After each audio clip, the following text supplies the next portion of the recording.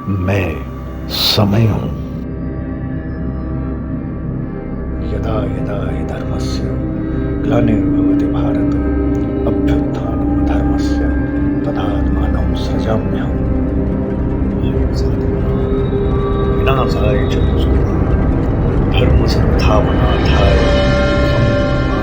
युगे युगे। तू स्वयं अपने दुखों का कारण है, फिर मुझसे प्रश्न क्यों करता है?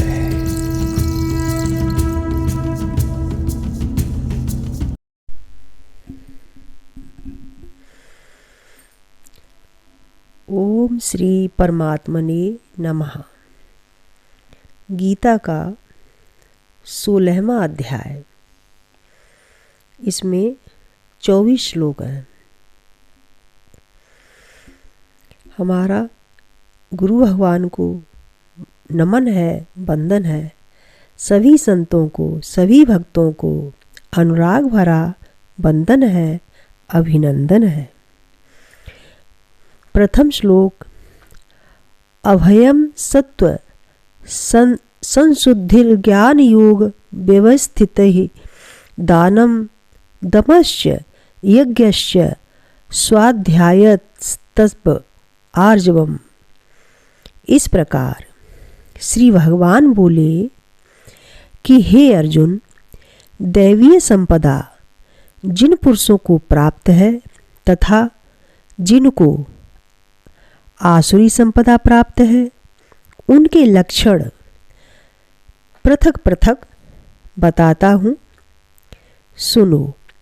दैवीय संपदा प्राप्त जीवों में सर्वथा भय का अभाव, अंतःकरण की अच्छी प्रकार से शुद्धता, स्वच्छता, तत्व ज्ञान के लिए ध्यान योग में निरंतर दृढ़ स्थिति और सात्विक दान, इंद्रियों को दमन, भगवत पूजा और अग्निहोत्र आदि उत्तम कर्मों का आचरण एवं वेद शास्त्रों की पठन पाठन, भगवान के नाम गुण कीर्तन तथा स्वधर्म पालन के लिए कष्ट सहन करना एवं शरीर और इंद्रियों के सहित अंतःकरण की सरलता होती है तथा मन, वाणी और शरीर से किसी भी प्रकार से किसी को भी कष्ट न देना तथा यथार्थ और प्रिय भाषण देना, अपना अपकार करने वाले पर भी क्रोध न करना, कर्मों में कर्तापन के अभिमान का त्याग एवं अंतःकरण की उपरामता अर्थात चित्त की चंचलता का अभाव और किसी की भी निंदा न करना तथा सब भूत प्राणियों में हेतु रहित दया का होना, इंद्रियों का विषयों के साथ संयोग होने पर भी आसक्ति का न होना और कोमलता तथा लोक और शास्त्र से विरुद्ध आचरण में लज्जा और व्यर्थ चेष्टाओं में अभाव अर्थात व्यर्थ चेष्टाओं का अभाव तथा तेज, क्षमा, धैर्य और बाहर भीतर की शुद्धि एवं किसी में भी शत्रु भाव का न होना और अपने में पूज्यता के अभिमान का अभाव होना, यह सब तो हे अर्जुन दैवीय संपदा के लक्षण है।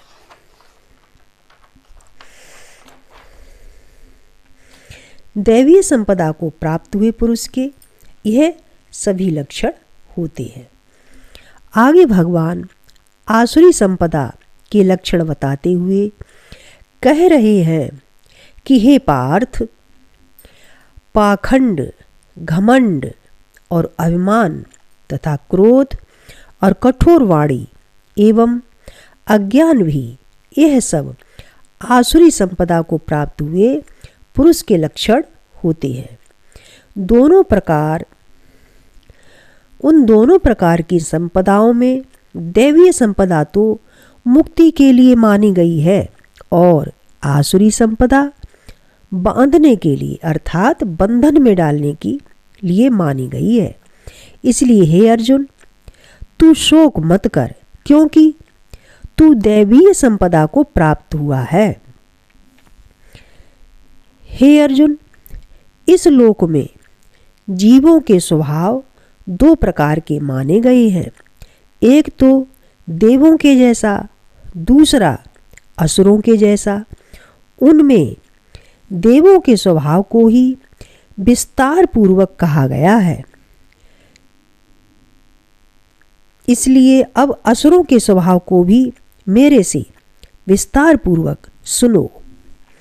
हे अर्जुन, आसुरी स्वभाव वाले मनुष्य कर्तव्य कार्य में प्रवृत्त और अकृतव्य कार्य में निवृत्त को भी नहीं जानते हैं। अर्थात कहने का तात्पर्य कि क्या करना चाहिए क्या नहीं करना चाहिए इसको भी नहीं जानते हैं। इसलिए उन जीवों में न तो बाहर भीतर की शुद्धि होती है और न श्रेष्ठ आचरण होता है और न सत्य भाषण ही होता है। वे आसुरी प्रकृति वाले मनुष्य कहे जाते हैं कि जगत आश्रय रहित और सर्वथा झूठा एवं बिना ईश्वर के अपने आप स्त्री पुरुष के संयोग से उत्पन्न हुआ है, ऐसा मानते हैं। इसलिए केवल भोगों को भोगने के लिए ही है, इसके सिवा और कुछ नहीं है।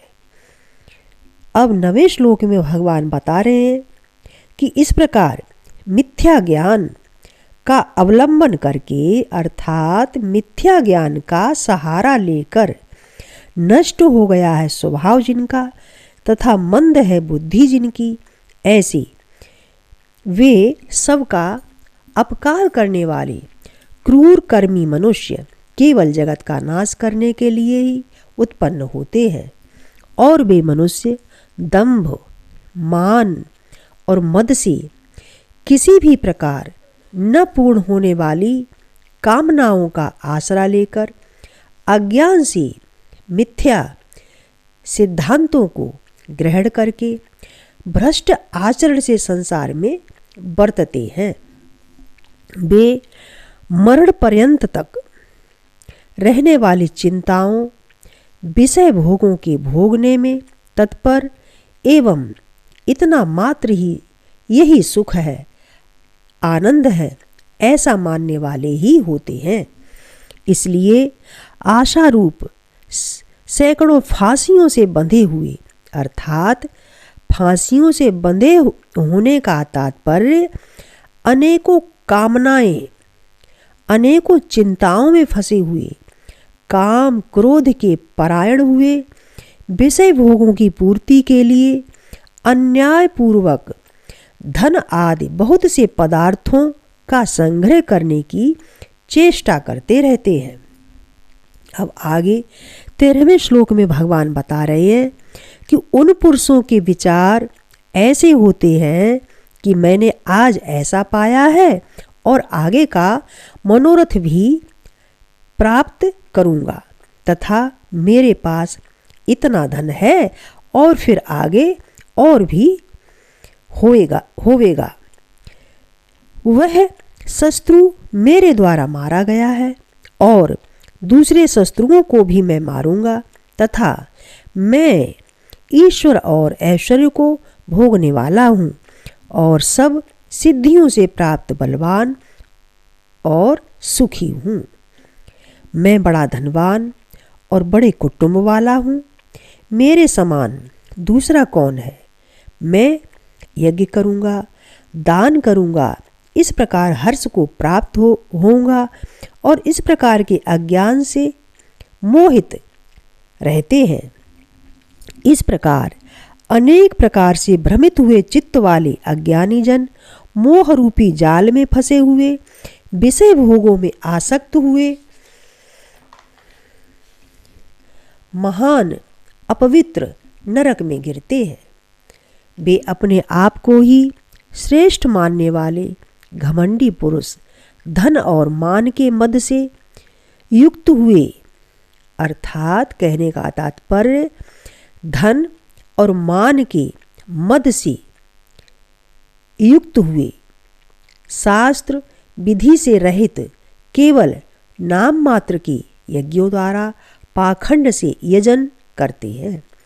वे अहंकार, बल, घमंड, कामना और क्रोध के परायण हुए, दूसरों की निंदा करने वाले पुरुष अपने और दूसरों के शरीर में स्थित हुए मुझ अंतर्यामी से द्वेष करने वाले होते हैं। ऐसे उन द्वेष करने वाले पापाचारी, क्रूर कर्मी नराधमों को मैं संसार में बार बार आसुरी योनियों में गिराता हूँ, अर्थात सूकर कूकर आदि नीच योनियों में उत्पन्न करता हूँ। इसलिए हे अर्जुन, वे मूढ़ पुरुष जन्म जन्म आसुरी योनियों को प्राप्त हुए मेरे को न प्राप्त होकर के और उससे भी नीच गति को प्राप्त होते हैं और घोर नरक में पड़ते हैं। आगे भगवान 21वें श्लोक में बता रहे हैं कि हे अर्जुन, काम, क्रोध, लोभ यह 3 प्रकार के नरक के द्वार हैं। आत्मा का नाश करने वाले हैं, अर्थात जीव को अधोगति में ले जाने वाले होते हैं। इससे इन तीनों को त्याग देना चाहिए। इन तीनों के नरक के द्वारों से मुक्त हुआ, अर्थात काम, क्रोध, लोभ से छूटा हुआ पुरुष, अर्थात जीव अपने कल्याण के लिए आचरण करता है। इससे वह परम गति को प्राप्त करता है, अर्थात मेरे को ही प्राप्त करता है, मेरे को ही प्राप्त होता है। जो पुरुष शास्त्र विधि को त्याग करके अपनी इच्छा से वर्तता है, वह न तो सिद्धि को प्राप्त होता है और न परम गति को ही तथा न सुख को ही प्राप्त होता है। इससे तेरे लिए इस कर्तव्य और अकर्तव्य की व्यवस्था में शास्त्र ही प्रमाण है। ऐसा जानकर तू शास्त्र विधि से नियत किए हुए कर्म को ही करने के लिए योग्य है। इस प्रकार 16वां अध्याय यहाँ विश्राम होता है। अब 16वें अध्याय का महात्म्य।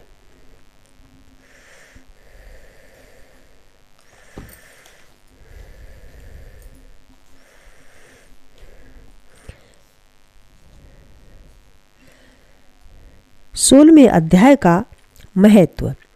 श्री महादेव जी कहते हैं कि हे पार्वती, अब मैं गीता के 16वें अध्याय का महात्म्य बताऊंगा। ध्यान देकर सुनो। गुजरात में सौराष्ट्र नामक एक नगर है। वहाँ खड़गबाहु नाम के राजा राज्य करते थे, जो दूसरे इंद्र के समान प्रतापी थे। उनके एक हाथी था जो मद बहाया करता और सदा मद से उन्मत्त रहता था। उस हाथी का नाम अरिमर्दन था। एक दिन रात में वह हठात सांकलों और लोहे के खंभों को तोड़ फोड़ कर बाहर निकला। हाथीवान उसके दोनों ओर अंकुश लेकर के डरा रहा था, किंतु क्रोधवश उन सब की अवहेलना करके उसने अपने रहने के स्थान हथिसार को ढहा दिया। उस पर चारों ओर से भालों की मार पड़ रही थी, फिर भी हाथीवान ही डरे हुए थे और हाथी किसी से भी तनिक भय नहीं कर रहा था, डर नहीं रहा था। इस कौतूहलपूर्ण घटना को सुनकर राजा स्वयं हाथी को मनाने की कला में निपुण राजकुमारों के साथ वहां आए। आकर उन्होंने उस बलवान दैतेले हाथी को देखा। नगर के निवासी अन्य काम धंधों की चिंता छोड़ अपने बालकों को भय से बचाते हुए और बहुत दूर दूर खड़े होकर के उस महाभयंकर गजराज को देख रहे थे। इसी समय कोई ब्राह्मण तालाब से नहाकर उसी मार्ग से लौट रहे थे। वे गीता के 16वें अध्याय के अभयम आदि कुछ श्लोकों का जप करते रहते थे। पूर्ववासियों और पीलवानों महावतों ने उन्हें बहुत मना किया, किंतु उन्होंने किसी की नहीं मानी और उन्हें हाथी से भय नहीं था, इसीलिए वे विचलित नहीं हुए। और उधर हाथी अपने फूत्कार से चारों दिशाओं को व्याप्त करता हुआ लोगों को कुचल रहा था। वे ब्राह्मण उसके बहते हुए मद को हाथ से छूकर और कुशल पूर्वक निर्भयता से निकल गए। इससे वहां राजा तथा देखने वाले पूर्ववासियों के मन में इतना विस्मय हुआ कि उसका वर्णन नहीं हो सकता। राजा के कमल नेत्र चकित हो उठे। उन्होंने ब्राह्मण को बुला सवारी से उतरकर उन्हें प्रणाम किया और पूछा कि हे ब्राह्मण, आज आपने यह महान अलौकिक कार्य किया है, क्योंकि इस काल के समान भयंकर गजराज के सामने से आप सकुशल लौट आए हैं। हे प्रभु, आप किस देवता का पूजन करते हैं तथा किस का मंत्र उच्चारण करते हैं, किस मंत्र का जप करते हैं, आप बताइए। आपने कौन सी सिद्धियां प्राप्त की हैं? ब्राह्मण ने कहा, हे राजन, मैं प्रतिदिन गीता के 16वें अध्याय के कुछ श्लोकों का जप किया करता हूँ और इसी से ये सारी सिद्धियां प्राप्त हुई हैं। श्री महादेव जी कहते हैं, तब हाथी का कौतूहल देखने की इच्छा छोड़ करके राजा ब्राह्मण देवताओं को साथ ले अपने महल में आए और वहां शुभ मुहूर्त देख करके 1,00,000 स्वर्ण मुद्राओं की दक्षिणा देकर उन्होंने ब्राह्मण को संतुष्ट किया और उनसे गीता मंत्र की दीक्षा ली। गीता के 16वें अध्याय के अभयम आदि कुछ श्लोकों का अभ्यास कर लेने के बाद उनके मन में हाथी को छोड़कर उसके कौतुक देखने की इच्छा जागृत हुई। फिर तो एक दिन सैनिकों के साथ बाहर निकलकर राजा ने हाथीवानों से उसी मत्त गजराज का बंधन खुलवाया और वे निर्भय हो गए। राज्य के सुख विलास के प्रति आदर का भाव नहीं रहा और वे अपना जीवन तृणवत समझकर हाथी के सामने चले गए। साहसी मनुष्यों में अग्रगण्य राजा खड़गबाहु मंत्र पर विश्वास करके हाथी के समीप गए और मद की अनवरत धारा बहते हुए उसके गंडस्थल को हाथों से छूकर सकुशल लौट आए। काल के मुख से धार्मिक और खल के मुख से साधु पुरुष की भांति राजा उस गजराज के मुख से बचकर निकल आए। नगर में आने पर उन्होंने अपने राजकुमार को राज्य पर अभिषिक्त किया तथा स्वयं गीता के 16वें अध्याय का पाठ करके परम गति को प्राप्त हुए। इस प्रकार 16वें अध्याय का महात्म्य यहाँ विश्राम होता है। हमारा आप सभी भक्तों को अनुराग भरा वंदन है, अभिनंदन है।